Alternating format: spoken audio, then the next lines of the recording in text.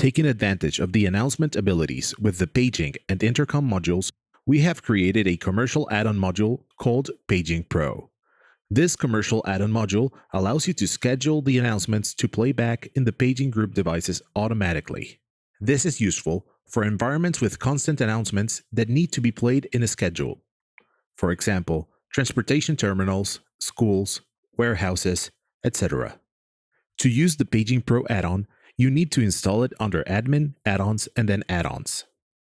Once the add-on is installed, the feature will expand the paging and intercom module, so we can go back to PBX, Applications, Paging and Intercom. You will now see a Schedule tab. Here, you can enable or disable the scheduling of automatic announcements.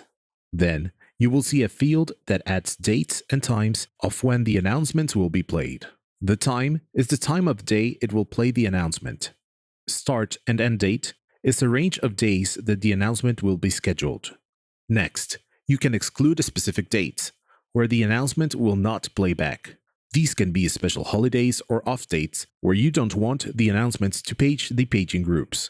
This is a great tool to automate processes within your business and offer a greater experience to your customers.